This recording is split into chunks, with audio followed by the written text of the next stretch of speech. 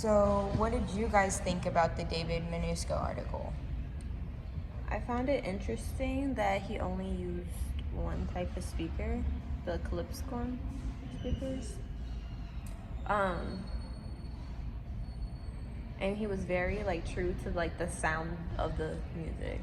I thought that was interesting as well because in the article they asked him why don't you use a mixer at the loft parties, and he said because he really wants the transparency of the sound to come through more than the mixture of its essence. He wants the essence to remain the same.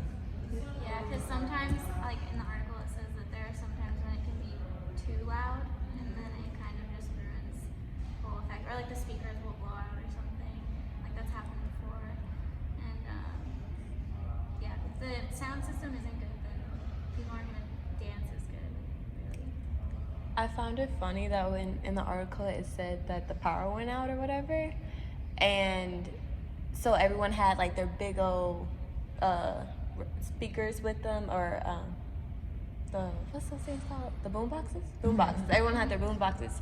So they put a bunch of boom boxes on every corner of the room and changed to a radio station on the same one and used that as the speakers instead, and just let the radio be their DJ.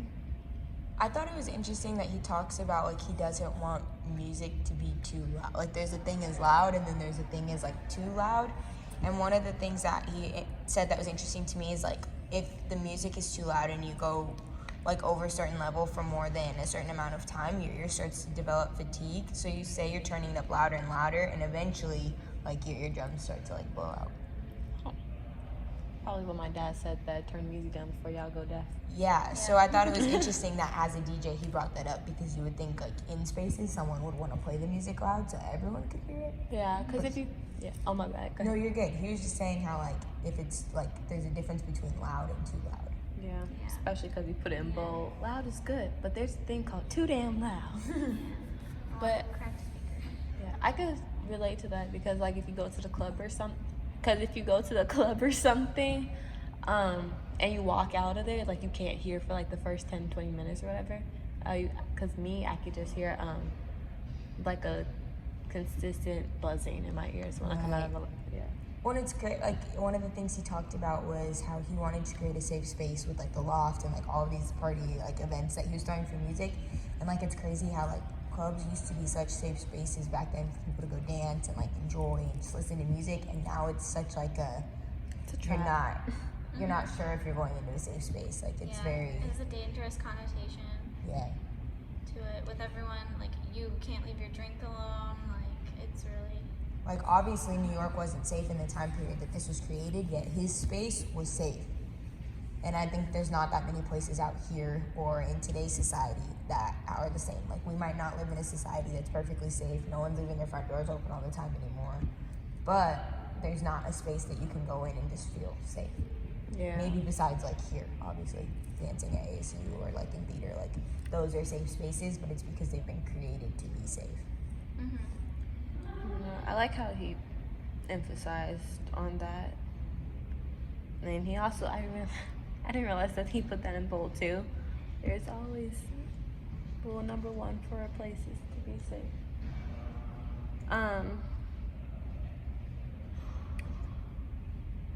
So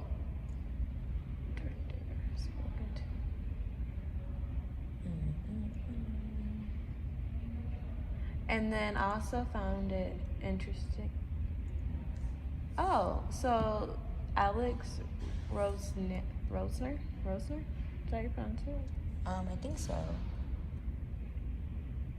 Did Alex Rosner introduce him into those type of speakers, or was it vice versa? No, it was after he discovered. No, so David Minusco is the one who introduced the speaker, and then he ended up meeting Alex Rosner. And then back in those days, they were being made. Wasn't it being made out of a garage? And you had to go to that man specifically to get the speakers made? Mm-hmm. You had to go specifically to a certain person to get the speakers made, because at the time it's not like they were being mass produced. Right. It was just someone was making them individually. That's why you always gotta get those connects. How do you pronounce those types of speakers? Clips. Clips, Shorn? Clips.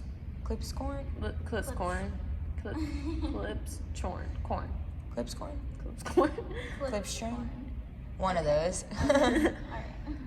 We'll figure it out. Actually, here, let's ask. I also, it's Siri. interesting how he was pretty, like, funny during the article. Like, it seemed like, oh, at least in my head, I was reading it to be funny. Like, they asked him how have you been to clubs that have awful sound systems? And he said, I've been to clubs with sound systems where you stand there and your clothes will be dry cleaned. It's like the sound system was more important than the music, but that's actually why he created the loft space, so he can control the music and the sound. Yeah. Emphasize that musicality. Yeah. Yeah. And I like interview formats. I think they're more like interesting to read, honestly. Right. It like makes me feel like I was there, even though I really wasn't Or there. you can get like his point of view on things. And Yeah. you can also get like how his vibe is. So like if he's more uptight about it or more funny with it, which he was more on the comedic side with his personality. So Should we talk about the introduction to groove article as well? yeah, we could touch on that. Okay, so I wrote some notes on that, and that's just basically your interpretation of groove and being carried away by the music. The way one person hears that like specific groove, obviously they're gonna vibe out differently than maybe I would. Right.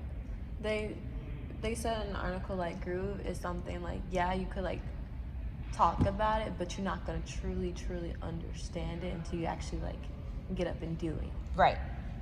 So And it says like groove is like a channel for you to go in and like interpret and like really respond to, whether as a dancer or just a musician. Obviously you don't have to be a dancer to listen to the groove Yeah. or to feel that type of sensation.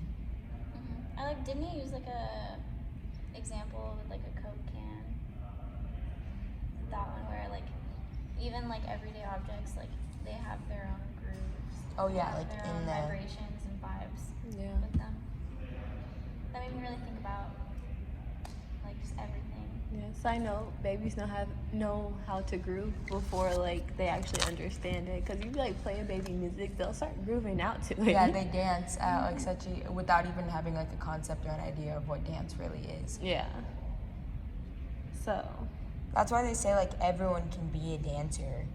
Anyone can dance. It's just you have to have like the heart or the want to dance, I guess. yeah, cause like even if you look goofy, like well, it's my goofy style. What's up? Any last minute thoughts about the articles? I think we all touched on some good points. Yeah. All the main points I feel like we touched on. All right, cool. All right, thanks, guys.